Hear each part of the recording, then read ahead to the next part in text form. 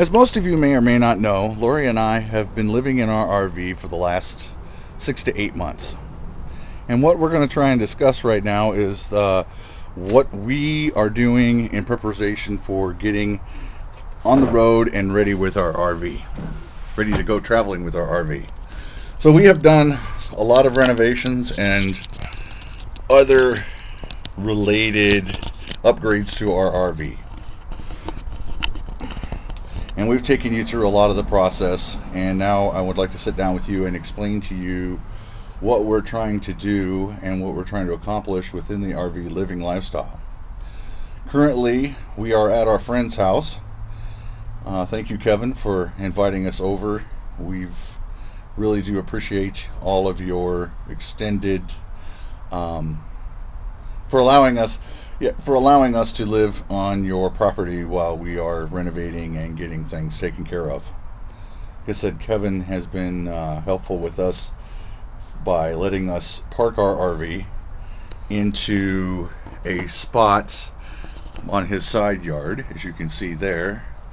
And for the last 6 to 8 months, we have been living at our RV outside of his home, doing a lot of urban RVing. We run an extension cord to his house, and we get the water supply from his house. We also dump our black water tank into a little Blue Buddy and take it down to one of the rest areas that's not that far away from us, so it's convenient. It's also free, so that helps us out a lot. It takes about 15-20 minutes to get over there, and at the end, of course, as you've seen in one of my other videos, and if you haven't, go ahead and look back at it, we treat ourselves to Dairy Queen once we're done with that task, get our hands all washed up and make something good out of something that is a meaningful task. With living in the urban camping, there's a lot of things that people don't seem to think about. One is that we live 5 miles from the airport, the Seattle-Tacoma Airport, or SeaTac Airport, and we get a lot of air traffic that goes through here, and that might be our own fault, but I think we're used to it by now. But that's one of the things that we've had to learn to live with. Another thing is how we're going to deal with our entertainment and internet usage. What we have done, and I'm going to do a complete video on our system, is if you take a look at the top of our RV, you can see the antenna that I've installed right up there. And what that does is it connects to a router on the inside of our RV, and we take that and we feed it into the router, and then we get Wi-Fi signal throughout our RV. It's a real basic system. I didn't want to go spending a lot of money like in some other channels. They have spent thousands of dollars doing it. I went with the simple basic approach with the internet system, and like I said, I'll go through another video with that. It's on the list of things to do. I just want to get this video out there talking about our plans and what we're wanting to do and where we're going. The last 6 to 8 months have been I wouldn't say a challenge, but we went from living in a 3-bedroom house to what we're living in now, about 1,400 square feet. Well, it's a 37 foot limited. What the hell am I doing? I don't even know what I'm doing now.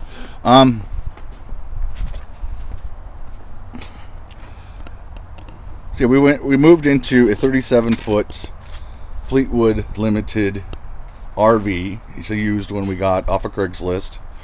We didn't spend a lot of money on it. That's why we're doing all these renovations. If you think you're going to be full-timing in an RV and you think you're never going to be doing any upgrades or installations to it, I think you need to reevaluate what you're trying to do.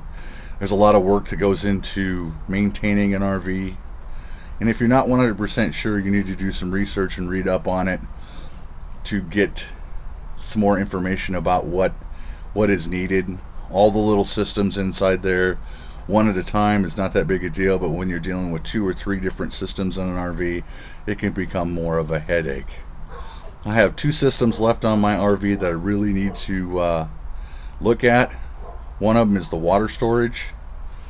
For some reason, the previous owners disconnected the pump and there's no wires there, and I need to trace that all back and get a schematic of what I need to do to get that back and working.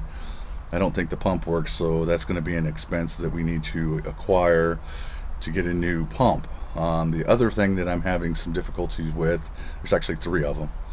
The second one is the RV generator. It acts like it wants to start, but it won't kick over. I've checked the fuel. I'm probably going to have somebody come out and take a look at it and get it so that it's up and running in case something happens this winter where we need it.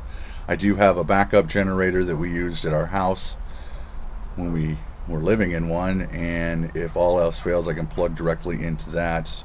Bought a converter plug for it so that it goes from 40 to 30 amp service. So if that does happen, it's just disconnecting from the house, plugging into the generator and letting it rip.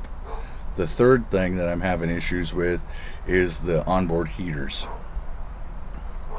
I had last year had an issue where one of them was squeaking, had a high-pitched tone, and then finally it just quit working. So I need to get those looked at before winter hits so that we're ready for that.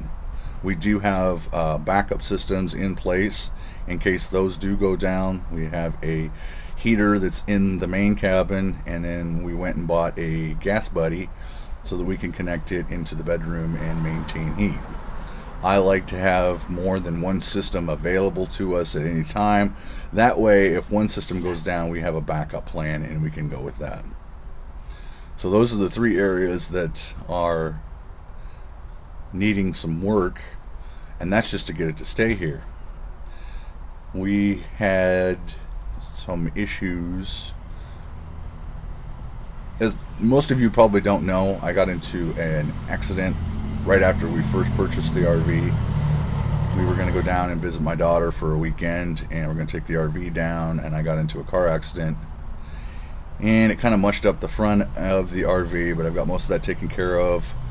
The problem is, since then I can't turn the ignition key on. It's locked and the key is stuck in it. So there's another issue that I have to work out before we can start getting ready to go. The plan is by next fall, that would be 1 year from now, to be able to take this rig and we're going to head south with it. We're going to start trying to think about doing the snowbird type things where we're going to go down south for the winter. We haven't really decided on where yet, but we know that that's what we're going to do.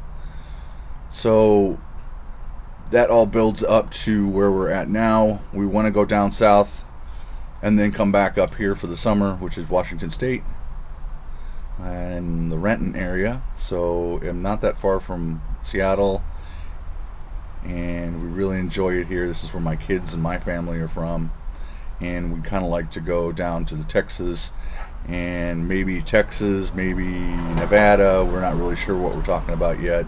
And then in the springtime, making a route back up to Iowa, where the rest of my family is and where Lori's family is, and then head back across to Montana to visit her other sons, and then come back to Washington and repeat that process every year for the next who knows how long we go.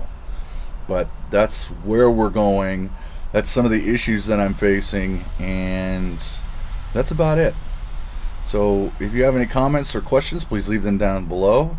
If you haven't subscribed to my channel, we'd like to welcome you to our channel. And what the subscribing will do is get you the most up-to-date information on a timely basis. So go ahead and check that out. And that's about wraps it up for this episode. So until next time, we'll see you later.